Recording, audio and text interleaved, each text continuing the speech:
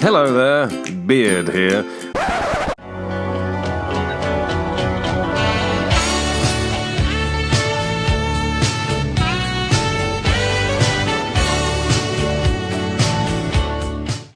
Hello and welcome back to episode 4 of Mutton for Punishment.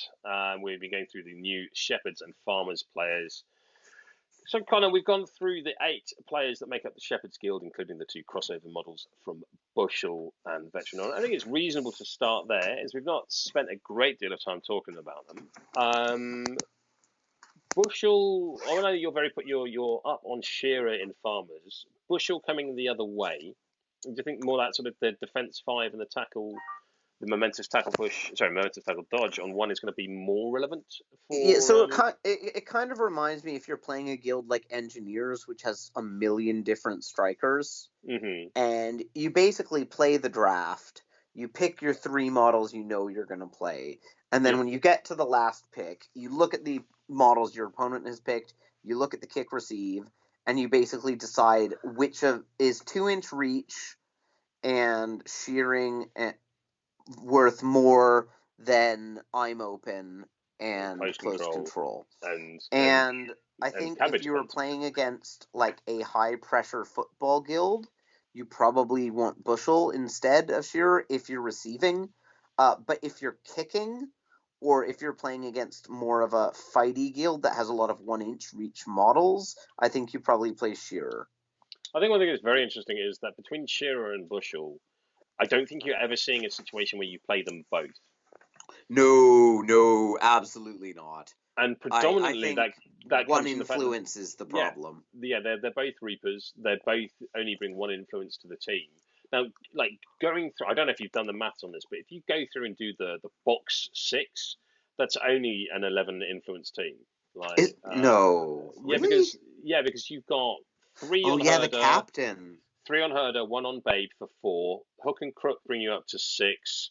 Ram brings you up to 8. And then Lamb to 10, Shearer to 11. So dropping down to a 10 influence team feels so bad. That feels unmanageable.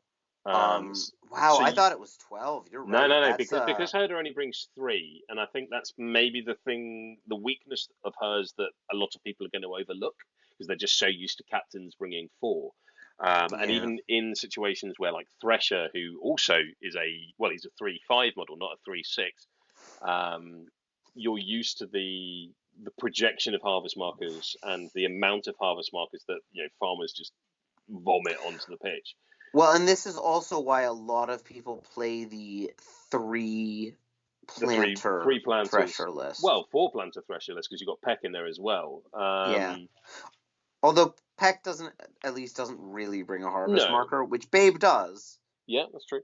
So that helps. But when we're talking about giving Babe a speculative 1 because it's an influence in the next turn, that's effectively a 10 influence turn 1, which doesn't feel strong. So interesting. So I think this is for me where Shepherds are going to be a different beast to Farmers, in that the amount of harvest markers that they produce not only is less because you don't have Ploughman, although Lamb will circumnavigate that to a certain extent, but also you don't have Jack Straw throwing them forwards into positions that are useful. Yeah. And Jack Straw's crop dusting, that also puts out 2 harvest markers. So you can put out 4 harvest markers a turn for not a lot of influence on just 1 influence, I think it is, to do that. Yeah, it's 1 influence and 2 models to put out 4 harvest markers. You don't have that with Shepherds. Any harvest markers that they do produce are either going to be within 2 or 4 inches. The one thing I will say, though, is they're also not anywhere near as harvest marker hungry as Farmers are. Are they? Because Shearer wants 1 to shear. Shearer and the dogs are. The dogs potentially want 2, and Herder wants 1 if you're doing the protect the ball. That's the thing. I think the protect the ball pulse, it's not a trap, but don't rely on it. It's going to be useful when it's useful. It's not a thing you put up. Also, a lot of the time when teams score, it's when they go first. Yeah. And it's not useful then. So I think you'll be using it, but not a crazy amount. It's If it not was like an Threshers, which you want to spend every turn. if it was an influence ability, it would be broken. But the fact that it's a harvest marker one and therefore has a degree of activation dependence, I think it's very, very balanced. Yeah. So I hadn't realized the influence. So that actually makes me wonder if that slot doesn't end up being Vet Honor quite a bit. I really like Vet Honor in this team. I do too, actually. I've always been a big fan of her anyway. She has another dog. That's it's on theme, if nothing else. She brings armor. She has a reasonable amount of health.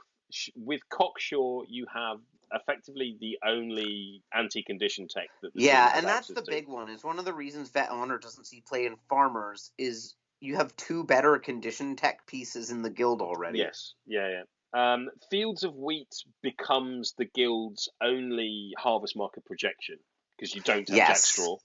I actually think this is way more relevant here than it is in Farmers. Yeah, so with Jackstraw, you can cough out that crop dusting 6 inches with a 3-inch either way of it. So you're getting roughly 9 inches of projection for a harvest market.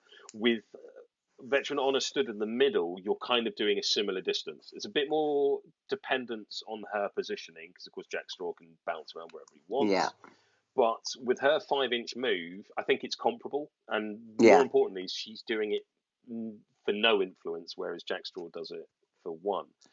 Yeah. So her ability to put harvest markers so that Hook and Crook can use them to herd people off the pitch, or so that Shearer's got it to dodge around. I think the dogs is the big one to me. Yeah. Being able to get the harvest markers near the dogs, I think, is really good. Also, you're going to be using a lot of proxy bases for herding. Yes. Well, my plan to go forward is to use 28mm sheep as the harvest markers for shepherds. Nice. Because it just feels a bit more relevant. Yeah. So I do wonder. If I do bring Veteran Honor into my 6 or into my 7, if I'm using Hook and Crook, who am I dropping potentially? Because Shearer I think and it's Busher. Shearer. Shearer and Busher feel very interchangeable. But as you said yourself, if you take Shearer out of the team, you're effectively putting all of your point scoring onto Herder and onto Hook and Crook. And the Hook and Crook. Because I do think... Yeah, go ahead. I don't think Ram is going to be getting you points.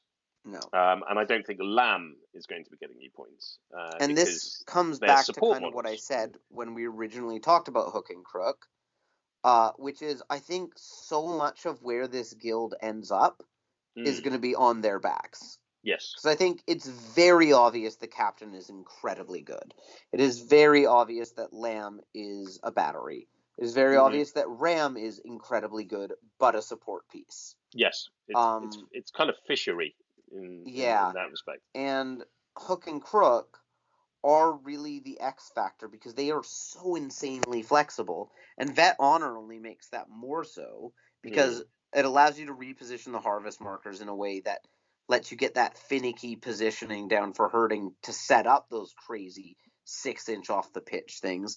And the legendary on them is quite useful as well because you can potentially legendary 1 6 inches forward and then it can go dodge 4 inches away from the other one and then go. Yep. But the main thing I like about the legendary in this team is battering ram is not during the activation. So if you sprint ram 7 inches or whatever and haven't used battering ram on any enemy models yet, and then you basically, superiors or surpassing strategy onto Ram and just jog her 5 inches or 7 if you impetus. So there's another reason you use There's impetus. another. Yeah, I was just thinking about impetus because it stays until the end of the turn. Yeah. So if you're playing Vet Honor, you basically never sprint. You always impetus.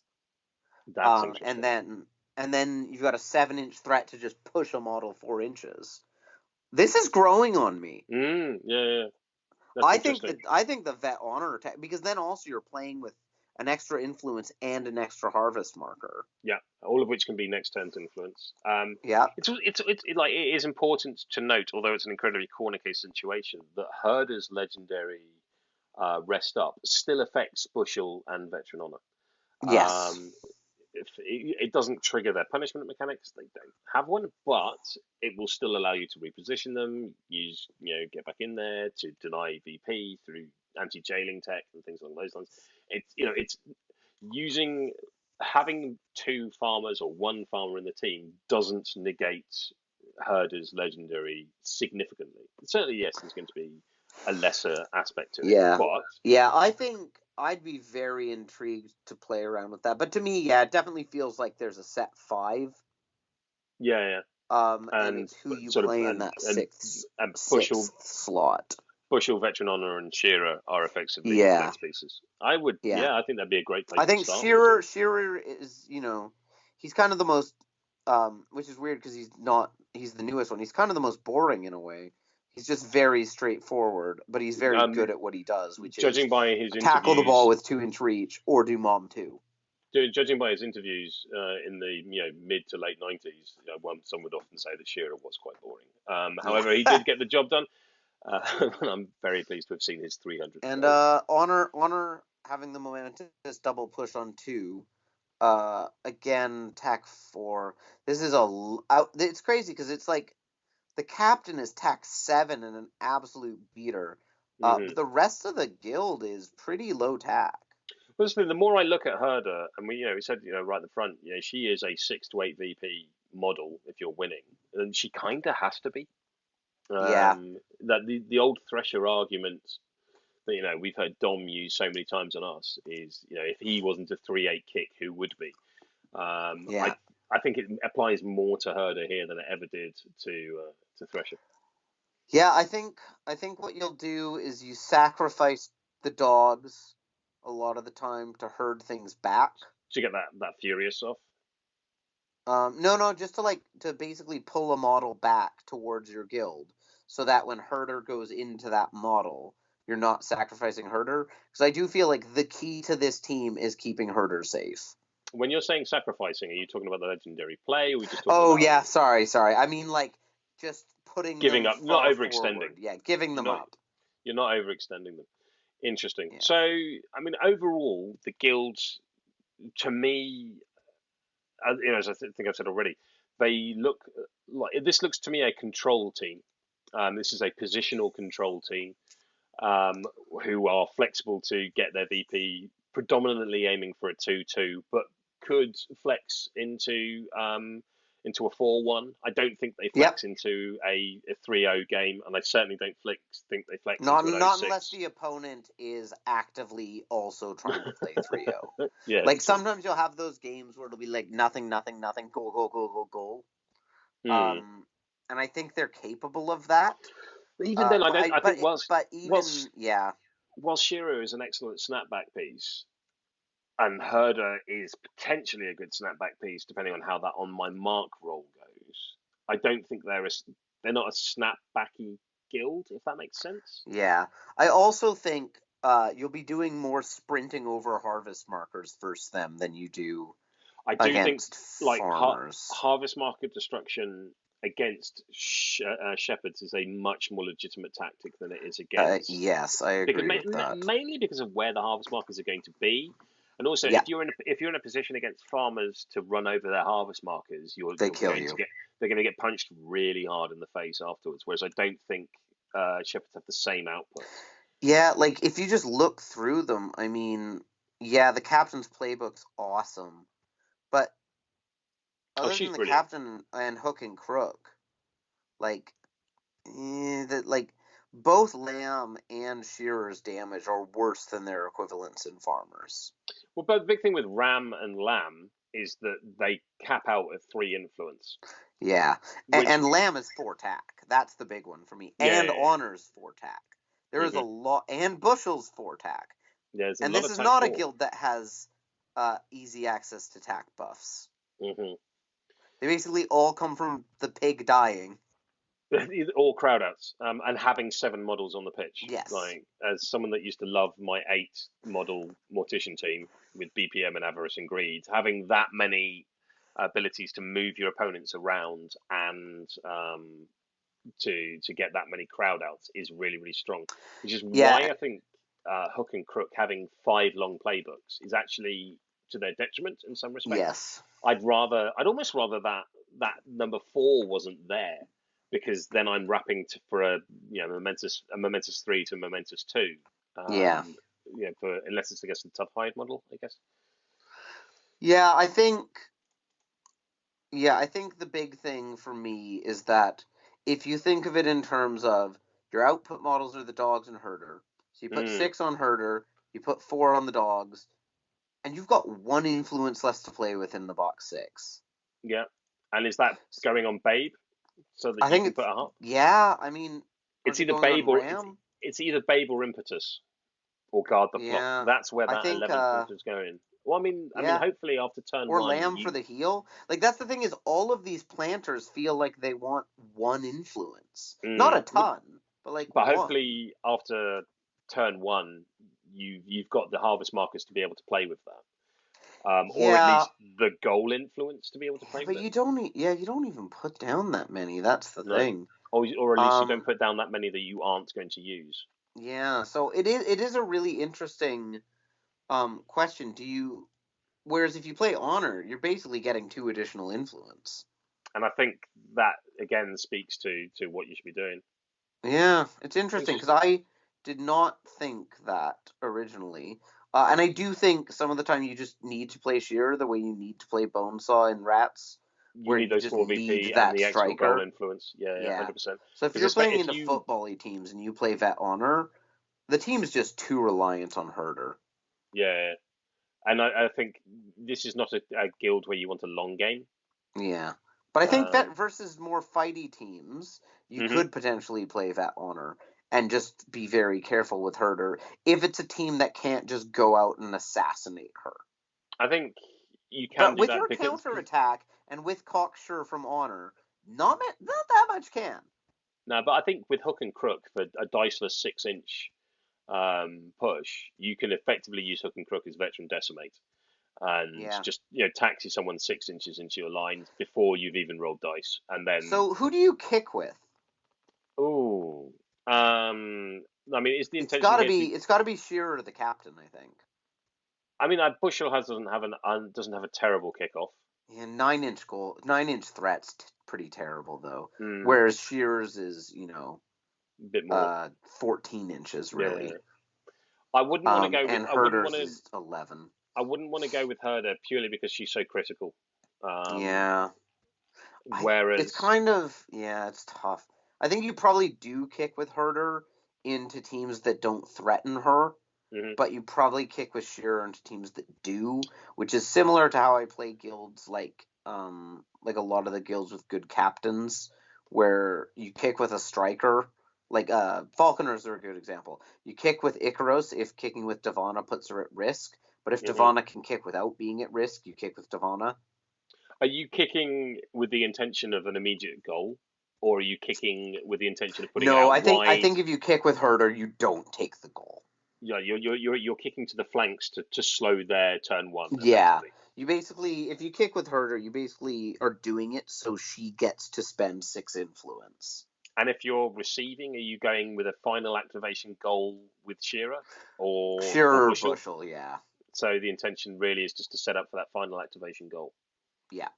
So pretty standard stuff. Again, like, it kind of reminds me of a Hammer team, not Hammer Prison, but if you're playing like Hammer and Flint as your main output pieces, and the rest of the team is in support of them, it's kind of like that. But again, it all comes down to the fact that Hook and Crook really have no comparison, are an incredibly unique and flexible model, and have some really big upsides and downsides. And I think how a Shepherd's player plays those models is going to determine how good they are and how good the guild is. I must admit, on the receive, the main thing that occurs to me would be to have the box 6. To use Shearer's Football Legend to make Hook and Crook a 3-7 kick, receive the ball, get the ball onto Hook and Crook, generate 4 momentum by just pinging it between them, and then I hadn't thought of that. And then get the ball onto Shearer for the final activation goal, which he should be able to do, particularly if you've got maybe Veteran Honor in instead of Ram. which so you can surpassing strategy. It's going to be like I definitely prefer them in the receive to the kick. Yeah, I don't think it's hard to fit Vet Honor though and Shearer because then you're dropping Lamb because you're not dropping the dogs or Ram in that situation. I know. Would you drop Lamb or Ram? I'm not sure. But Connor, I think you might be able to, but I think again, we have given a strong opening salvo into sort of looking at these models. We should let the rest of the community dissect them at length. The more I look at them, the more they're a guild I'd actually be quite interested to try. I don't think I'd ever buy them, but... That is my next question. Is this a guild that tempts you?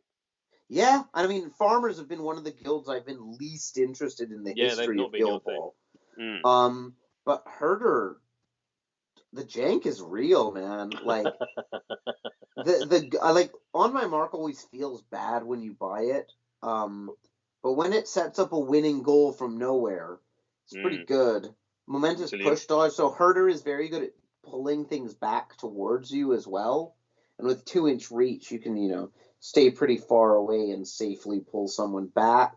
You can do damage. Like, in terms of my usual playstyle of either using Obulus or Veteran Decimate to make someone from over there come over here, and then I'm going to stick the boot in, I can absolutely see how I'm going to do that in Shepherds. Yeah, and like the scrum control in this team is nuts. Yep. Like Momentous pushes everywhere. Battering Ram, the dogs pushes, the pig pushes. Like the only one who doesn't contribute to that is Shearer. Yeah, I think like people who have been playing, say, Brewers for a little while and want to try a more football-orientated guild, I think this is going to really appeal to them. Yeah, I think Matt Doran would have a lot of fun with these guys. Absolutely. Ed Churchman. I'm intrigued to see how Dom finds them. Yeah. I mean, he's had a hand. Because they're very not his normal style. He plays a very defensive Farmers game. And I don't think this team does that as well. Excellent. So speaking of Dom, he is running a tournament up at the Forge on April the 4th. I believe, if my maths are correct, this guild will be released by them, so will be legal to be played. So if you are heading up to the Forge on April 4th, feel free to shepherd. And if you're not heading up on April the 4th, maybe you should. Perfect. Connor, thank you very much. It's been a little while. It's good to speak to you, my friend. Yeah, it was good catching up. And until next time, whenever we get together again, I need a better outro.